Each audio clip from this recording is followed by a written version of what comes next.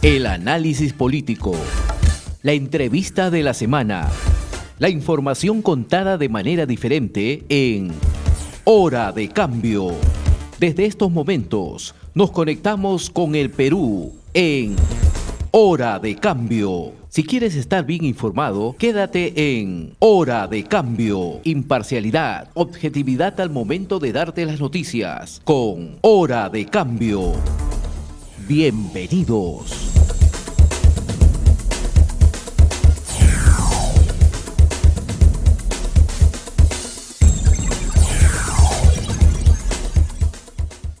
Continuando con el desarrollo del programa Hora de Cambio, vamos a conversar con el señor Carlos Castro, ex decano del Colegio de Economistas de Lima. Señor Castro, ¿cómo está? Muy buenos días. Muy buenos días, Alberto. En primer lugar, agradecer a RCR y en especial a tu espacio Hora de Cambio y a tu persona de esta invitación y de hablar de temas económicos y más aún en la coyuntura que estamos viviendo, no solamente por la crisis política, la inestabilidad país y más aún agravado por el tema de las lluvias, ¿no? Sí, justamente quería empezar la entrevista conociendo o dando su opinión sobre qué ha significado económicamente todos estos desastres naturales que ha golpeado duramente a la región norte del país con las lluvias, con los desbordes de los ríos, por que se está volviendo a repetir en estos momentos en Piura, y con una sequía que agobia a toda la población en el sur del país, fundamentalmente en Puno. ¿Qué opinión le merece y qué significa esto económicamente? Es algo increíble lo que pasa en el país. Hace 2, 3 meses estábamos hablando de una fuerte sequía a nivel casi gran parte del Perú, ¿no? Más aún tomando como ejemplo el departamento de Puno, ¿no? Pero, sin embargo, con estas lluvias repetimos los graves problemas estructurales que tiene el Perú.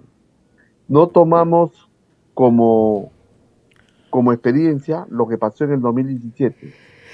Se creó nuevamente una autoridad parecida a lo que se creó en el 2007 para el departamento de Ica, que fue Fortur, y en este caso para poder recuperar, ¿no?, lo destruido o reconstruir, ¿no? La autoridad de reconstrucción con cambio. Lamentablemente, después de 6 años seguimos en la misma situación. Es decir, en época de lluvias y aunado a fenómenos del niño costero o fenómenos del niño que aparentemente tendríamos en los próximos meses, el grave daño que causa en épocas de lluvia. Y no tenemos una capacidad por parte del Estado y con los factores claves de cómo utilizar mejor el agua.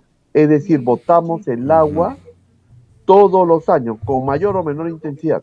Pero es un tema crucial para que no haya estos problemas de daño, Alberto, es que no hemos aprendido como país a almacenar el agua.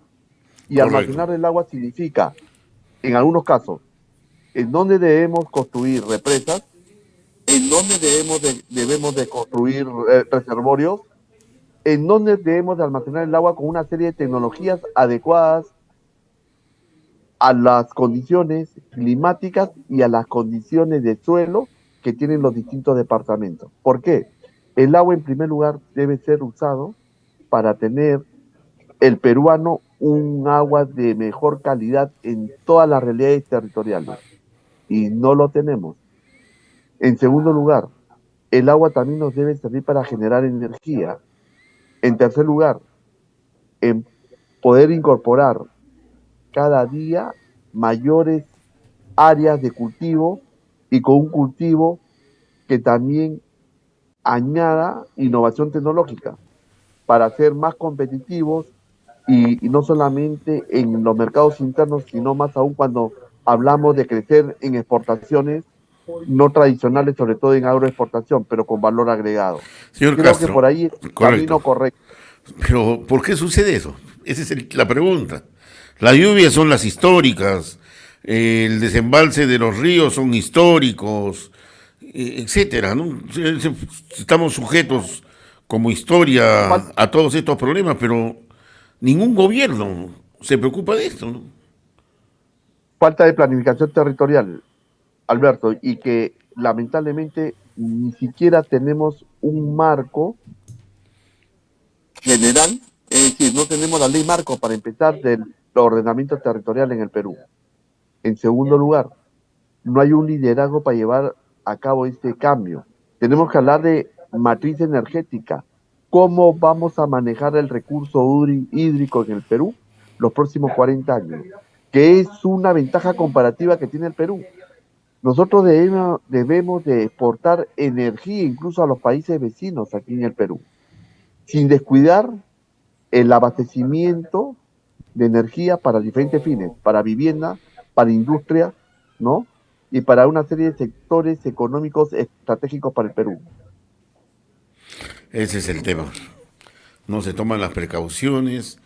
Ahora se anuncia el fenómeno del niño costero, que posiblemente sea más radicalizado en el tema de estos embates de la naturaleza, y vamos a seguir comentando y vamos a seguir lamentándonos y vamos a seguir botando la plata, como se dice. Eh, Se bota la plata porque no planificamos ajá, ni siquiera el plan de inversiones que debió de priorizarse con, con todo ese dinero designado para la autoridad de reconstrucción con cambio. Se mm, debió de empezar, en primer lugar, cómo vamos a almacenar, ¿no? En las zonas altas de Cuenca el agua. Y en segundo lugar, trabajo de forestación, reforestación en las cuencas. Nada de eso se ha hecho. Aparte de los trabajos de descolmatación y de limpieza de los cauces de río, ¿no? Pero lo más importante era el almacenamiento del agua. Creo que tenemos que implementar, Alberto, una gestión de cómo manejar las cuencas. No existe ese enfoque de manejo de cuenca desde la zona alta hasta que llega al mar. Esa gestión no lo hacemos. Nuestras cuencas, cuando tú vas bajando de las zonas altas, ¿qué encuentras? Basura, de monte, claro. contaminación, elementos de minerales. Es decir, no gestionamos bien nuestras cuencas. Ahora, hemos visto que a lo largo de los últimos años, de los últimos 60 años, digamos así, ya con el crecimiento, o 70 años de Lima Norte, Lima Sur, se ha criticado mucho que las rivieras de los ríos se han convertido en botaderos. Y seguimos criticando y seguimos en lo mismo, y ahí es donde la gente ha creado, ha construido sus pequeñas casas, y muchas con material noble, 2 pisos, 3 pisos, que ahora hemos visto cómo se han desmoronado, se han caído, a pesar de que es en una zona muy peligrosa. ¿Y dónde está la autoridad? Justo nosotros, esa ausencia de Estado es que se produce todo ello. No solamente en la ribera de ríos, donde ha habido incluso terrenos utilizados para botaderos o presuntos rellenos sanitarios, como es este caso, que está bajo la jurisdicción de la Municipalidad de Lima Metropolitana. Sin Ajá. embargo, te describo un ejemplo en medio minuto. No, sí, El sí. señor alcalde de Lima, el actual alcalde de Lima, Rafael López López Aliaga. Aliaga, Ujú. cierra el relleno sanitario de Zapayal, donde ha perjudicado a muchos distritos de Cono Norte. Estamos hablando más de una población por encima de los 4 millones de habitantes. Y yo me pregunto, correcto, supongamos que ya meditaba su cierre de este relleno sanitario, pero la alternativa para resolver la disposición final de estos 5 distritos que tienen poblaciones, en algunos casos ya cercanas al millón de habitantes, como es San Ujú. Martín y después viene Coma, Así es. ¿no? Entonces, yo me pregunto, ¿cuál es la solución? ¿O estamos viendo siempre que la autoridad política vea los negocios o cómo favorece a una empresa o a un grupo de empresas para el tema de la basura. La basura es una industria, el manejo de los residuos sólidos es una industria sumamente rentable. Y lo hemos visto, cómo Petromás empezó de ser una empresa pequeña, ahora todo un consorcio, ¿no? Que Sí. no solamente se dedica a la recolección, sino también al tema de disposición final, produce gas, ¿no? Y una serie de cosas. Y Bien. ojo que el propietario de Petramar no pagó ni un sol por ese terreno, porque sabemos la historia, él fue regidor, ¿no? Regidor de Lima Metropolitana en algún momento, cuando estaba gobernando el Fujimorismo, y le dieron en concesión esas 100 hectáreas en Huaycoloro, ¿no? Creo que no ha sido regidor de Lima, hasta donde Me yo parece, sepa. No. me parece, Ha sido vea, regidor de o no de la Gualochirí. provincia de Guariquiri. De Gualochirí. Puede ser, Sí, puede ser, pero fue regidor en una provincia, eso sí, sí, de que Gualochirí. tenía que ver con el tema. Así es. Ahora, Así. este tema de los ríos que tenemos, Río Rima, Chillón, Huaycoloro, etcétera, que prácticamente discurren por toda la Gran Lima y todo su crecimiento que tiene, acá 5 años, 10 años se va a volver a repetir. Otra vez estamos insistiendo en reconstruir, pero más que reconstruir, acá se trataría de reubicar y construir. No reconstruir, sino construir algo nuevo y que esta experiencia nos genere puestos de trabajo que tanto exigimos y En que primer lugar, debería haber en, trabajo. en primer lugar, Alberto, en el Perú, a nivel de riberas de río, no pueden construirse casas en zonas altamente, ¿no? En zonas de riesgo, ¿no? Vulnerables.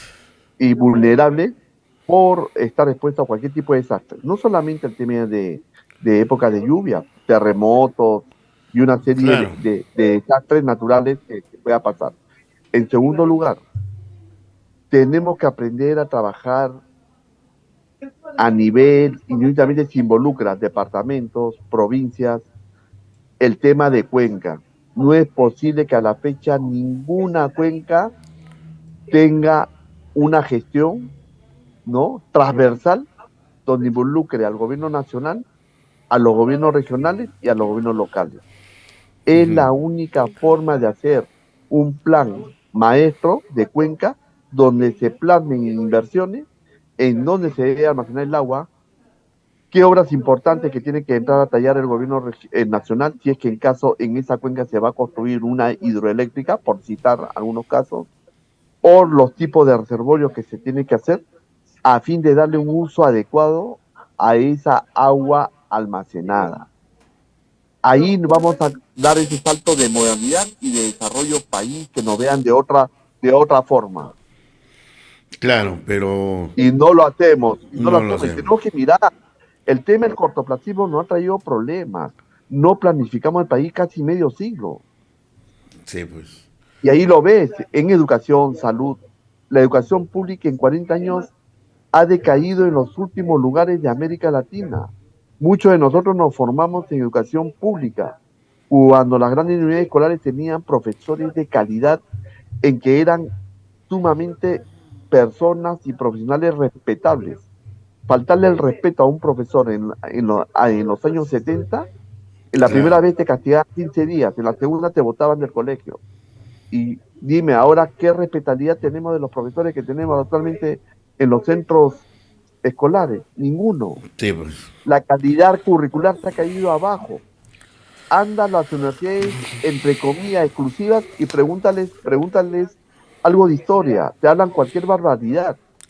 A propósito de historia que yo recuerde de estos desde el año 60 hasta la fecha, el único gobierno que tenía un plan nacional de desarrollo fue Velasco, con todos sus errores que puede haber cometido, pero había el Y plan sacó la mejor Inca, ley de educación. Tenía una plan serie de Inca, modalidades y de modalidades y tipos de educación que estaba de la educación regular, comercial, industrial Profesional. incluso para adultas. Así es, y para Y adultos. después no Ah, hay, ahora se habla que Lima tiene un plan maestro de 30 años, se habla que hay un plan nacional, pero nadie lo conoce, nadie lo sabe. Entra un gobierno, por ejemplo, hace poco nomás hemos estado en elecciones municipales en octubre y las autoridades, tanto los gobernadores como los alcaldes regionales y los alcaldes provinciales y distritales han asumido recién en enero. Pero alguien ha hablado acerca de las lluvias, alguien ha hablado acerca de estos desmandes de la naturaleza. Nadie, nadie. Ni Lima, o sea, ha sido este proceso electoral el que menos propuestas han hecho. Ya daría la impresión de que aparte, están mentalizados en entrar a robar nada más y el resto pues ya veremos qué pasa, ¿no? lo que pasa es que un Estado empírico, un Estado que no tiene liderazgo para el desarrollo, no tiene capacidad de gestionar el territorio, indudablemente es, digamos, un Estado expuesto también al tema de la corrupción, ¿no? La corrupción no cree en la planificación. La planificación es enemigo número uno de la corrupción. Es Claro, decir, a río revuelto, ¿no? ganancia de pescadores. Así es.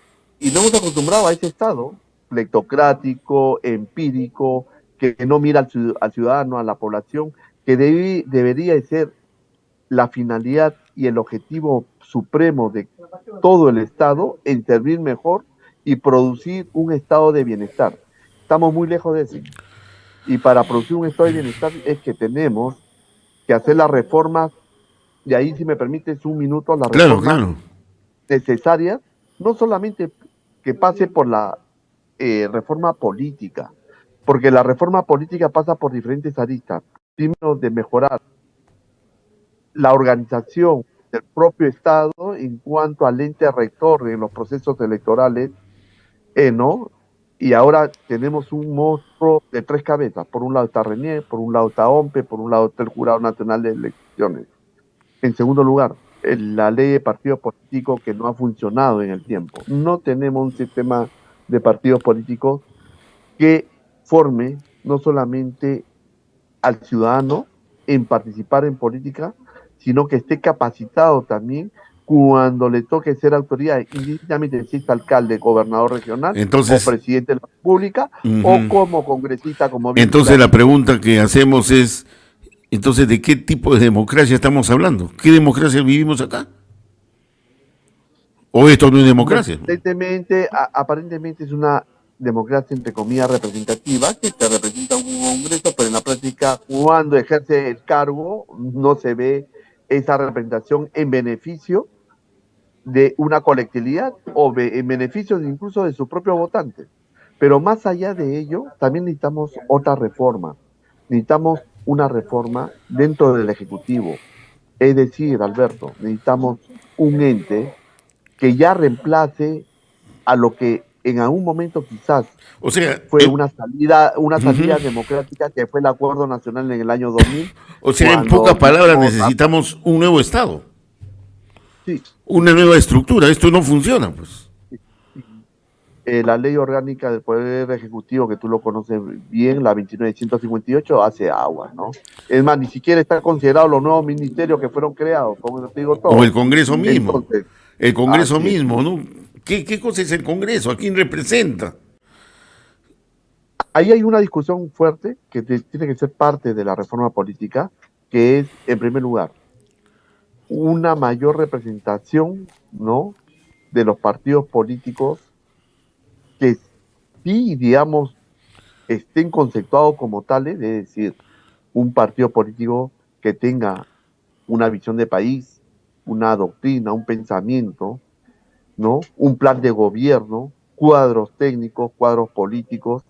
Eso ha desaparecido. Imagínate que antes se hablaba por lo menos de tres partidos con esa estructura, que era el APRA, el PPC y Acción Popular. Pero sin embargo los tres prácticamente han desaparecido. Recién en el caso del APRA está recuperando su legalidad. El Partido Popular Cristiano en realidad ya no existe en la práctica. Gran parte de ellos han subido al carro Rafael López Aliaga, ¿no? Que sí, bueno, no sé si realmente Rafael López Aliaga representa este pensamiento, ¿no? Internacional y cómo debe estar adecuado de acuerdo a una visión país que deba tener, ¿no? Lo que en algún momento lo tuvo el propio Partido Demócrata Cristiano y después cuando hubo la ruptura el propio PPC, ¿no? Claro, Eso ya no existe. lo que pasa es que ha desaparecido las ideologías, pues.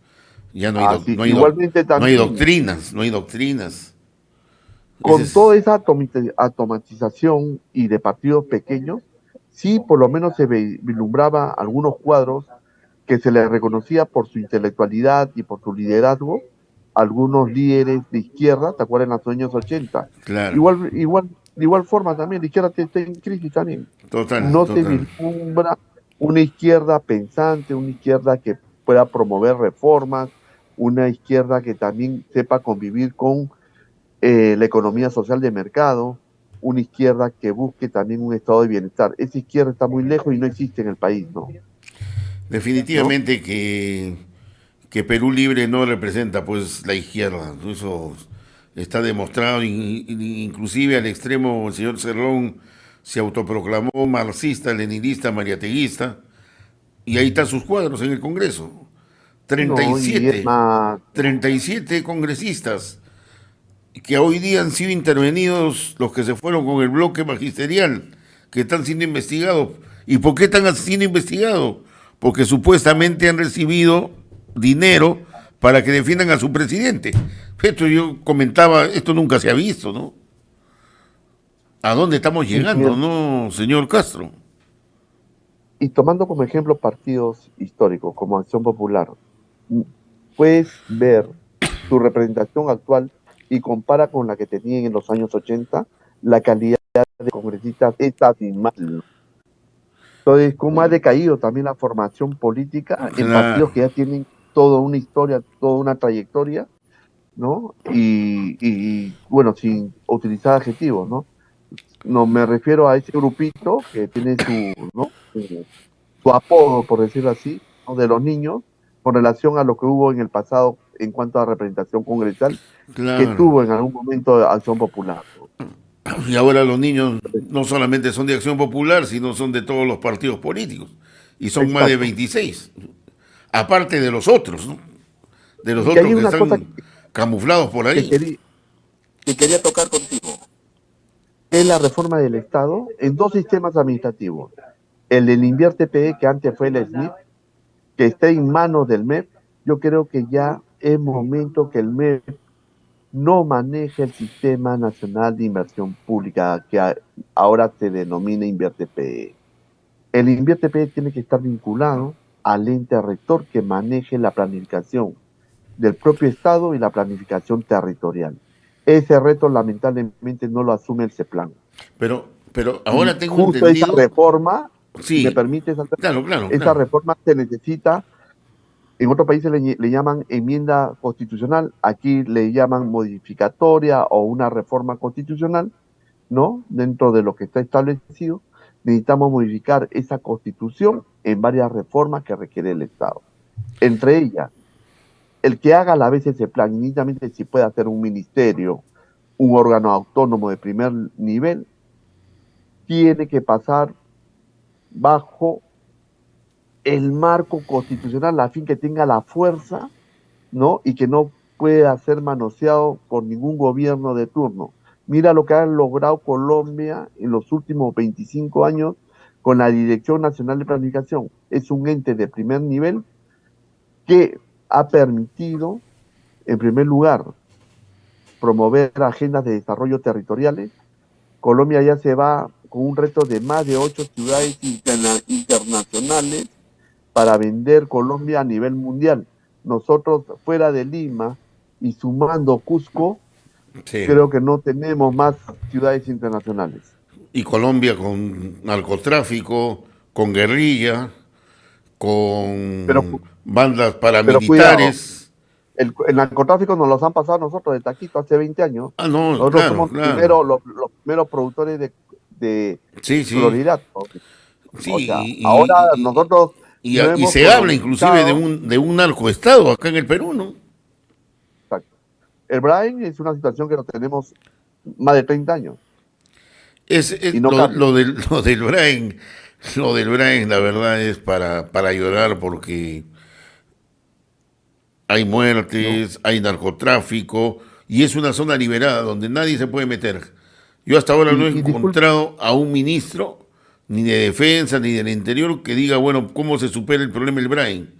Parecería que sería esa parte el paraíso para muchos militares, para muchos policías y para muchos que están dedicados a otras cosas, ¿no? no, y nos pasamos al tema económico, el tema de lo ilícito, de la informalidad, de la gran informalidad que tiene el país, no solamente en actividades económicas, sino también en la empleabilidad, nos trae un grave problema, porque la informalidad también en algún momento pasa a la otra línea que es lo ilícito, lo hemos visto, minería ilegal, tal ilegal, ¿no? Y incluso en territorios que no se vislumbra o no existe presencia del Estado, como es Madre de Dios, el propio Brain y una serie de Mm, territorios que existe una total ausencia de Estado, ¿no? sí, Entonces, esa totalmente. ausencia de Estado, lamentablemente, también tenemos que reflexionar dentro de ese proceso de reforma del Estado en sí y que tendría que pasar por una reforma constitucional de cómo construir primero una mejor representación ante el Congreso, ¿no? En segundo lugar, en cuanto al Ejecutivo, un Estado mucho más eficiente y que tenga presencia en todas las realidades territoriales. A partir de la fecha, Alberto, incluso los medios de comunicación tenemos que aprender y todo de cómo reflexionar y buscar consensos para el desarrollo en una forma inclusiva y en una forma que todos los peruanos se beneficien, pero con las realidades territoriales que tenemos. No es Pero, posible pero, amigo que la Castro, educación en la costa pueda ser en la sierra y en la selva igual. Puede tener lineamientos generales, pero la formación del recurso humano tiene que adecuarse a las potencialidades que tiene cada departamento. ahora, hablando justamente de estos temas sociales, de lo que pasa en el Perú, vendrán, como le digo, 10 años más, 20 años más, ya no estaremos en el camino. Las nuevas generaciones, ¿qué se les espera? Una cosa muy incierta, ¿no? Muy incierta de lo que pasa, pero a lo que voy es a lo siguiente, una estructura de la sociedad como la que tenemos, donde eh, entrevisto a algunos políticos, también economistas, donde dice, bueno, pero al menos tenemos importantes reservas económicas, ¿no? Pero esas reservas se acaban, ¿no? Las reservas no son para toda la vida. Y si las tendremos también, ¿no? Pues mire, con la experiencia del Fujimontesinismo de los años 90 hasta el año 2000, la verdad que se pensó que la cosa iba a mejorar acá en el Perú. O sea, en el sentido de que íbamos a enrumbar el país y después ha venido peores gobiernos, involucrados ya abiertamente en la corrupción. Entonces, ¿no cree usted que acá de lo que falta es, digamos así, una especie de shock social que obliga a necesariamente cambiar lo que estamos pasando? Porque todo esto sigue siendo parches, parches, parches y cada vez peor, ¿no? Un poco recogiendo tu reflexión, y has mencionado algo importante. Cuando a veces escucho de que dicen que el Fujimorismo fue el mejor gobierno, no, lo que hizo el Fujimorismo fue algo bien práctico. Aplicó los lineamientos y los fundamentos del llamado consenso de Washington, que no lo establecieron en países que estaban en una fuerte crisis y previamente al margen del sistema económico financiero internacional, como fue el caso del Perú. ¿no? Pero, ¿qué es lo que pasó? Que no tuvimos la capacidad de negociar incluso con el propio Fondo Monetario Internacional, con el BID, ¿no? Mm, Para empezar, la deuda externa. Sacrificamos muchos recursos entre los años 90 y entrando ya a los años 2000 para el pago de la deuda externa. Es decir, la aplicación del Consenso de Washington aquí en el Perú significó darle a los peruanos una pésima educación, sacrificamos generaciones con una pésima calidad de educación, una pésima calidad de servicio de salud. No hicimos las reformas adecuadas como fue el proceso de descentralización y de darle capacidades y autonomías a estos gobiernos subnacionales, y ahí también se ha desperdiciado mucho dinero. Es decir, el concepto de descentralización que hicieron en los años 2000 con el gobierno de Toledo entre el 2002, que comienza, ¿no? Y se da el marco legal, pero más aún entre el 2004 al 2010, 2011, fue la llamada transferencia de funciones sectoriales, y que más lo vieron a los gobiernos regionales, sobre todo en el pago de planillas para el sector educación y el ujú. sector salud, Claro, pero lo que se suplantó ¿no? fue, Como la caja, se como la suplan- caja de planilla, se así, suplantó los pero no vieron. departamentos por las regiones, porque después no hubo nada extraordinario, ¿no? Ya entró a... Pero no se le dio la capacidad de Mm, decir, bueno, de acuerdo a tus realidades, ¿cómo vas a mejorar tu plataforma de servicios públicos en lo que te compete? Llámese salud, llámese educación, llámese en el tema de seguridad, en el tema, ¿no?, de promoción del empleo. Cero en ese campo. Es decir, el problema sigue siendo centralizado. También dentro de ese proceso de descentralización, y que nos va a dar mucho que hablar en los próximos meses, es que dentro de este proceso de descentralización nunca se dio el proceso de descentralización fiscal. Es decir, la recaudación sigue siendo centralizada en Lima, ¿no? A través de la SUNAT, ¿no? Lo único que se ha hecho es descentralizar recursos a través del canon y sobrecano, pero pero sin éxito. ¿Por qué? pero Porque ahí no claro, está ¿en qué se ha vinculado. invertido? Pero ¿en qué se ha invertido, no? ¿En qué se ha Justo quería invertido? tocar el tema. Ese es el tema, ¿no? Eh, Ha debido de vincularse a una cartera de proyectos, pero con una capacidad de gestión de estos proyectos, que no solamente pasa por la mirada pública, sino también de estar actores claves, tanto el sector privado como la sociedad civil. La sociedad civil no tiene capacidad o no ha aprendido o no está concientizado en participar en la gestión pública, y creo que el, la sociedad civil debidamente organizada debe ser un actor clave para la vigilancia y control de la gestión pública. Mal que bien no nos guste, a mí no me gusta compararme con Chile, pero Chile sí lo ha logrado. Mira todo el éxito que ha tenido en los últimos 50 años Claro. en desarrollo, en mejor calidad de recursos humanos, mejor calidad de políticos, mejor clase política, y la ventaja que nos lleva en desarrollo, ¿no? De cómo ha logrado un territorio que no tiene ni la milésima parte de riqueza que tiene El Perú. el Perú, Así ¿no? es, así es. Lo ha hecho con inteligencia nada más. Muy bien. Muchas gracias al señor Carlos Castro, ex decano del Colegio de Economistas de Lima, por haber participado en el programa Hora de Cambio, y seguiremos conversando. Ojalá que cambiemos de tema y no seguir redundando ya en lo mismo, que verdaderamente nos pone en una situación muy difícil como país.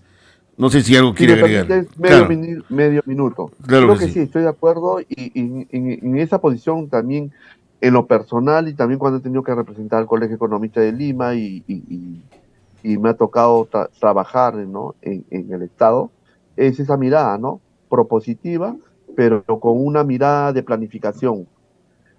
Si no aprendemos a planificar el accionar público, y menos no aprendemos a planificar el territorio, vamos a tener siempre estos problemas. Y creo que la prioridad número uno, Alberto, para terminar, ¿no? Te agradezco estos minutos, es buscar una salida en esta crisis política. El país ya no da más. Ese es uno. Y dos, un gobierno que nos permita mirar en los próximos 5 años, no solamente con estabilidad, sino también de buscar un consenso y un nuevo contrato social. Necesitamos un contrato social donde el Estado, el sector privado, la sociedad civil, la academia y los medios de comunicación sumen a una visión de mediano y largo plazo en garantizar mejores condiciones de bienestar a las futuras generaciones de peruanos. Esa debe ser la finalidad máxima que debemos buscar como país, todos los peruanos. Bien, muchas gracias por la participación. Hemos presentado Hora de Cambio. Nuestro equipo de producción ya está trabajando recopilando información para un nuevo encuentro en Hora de Cambio.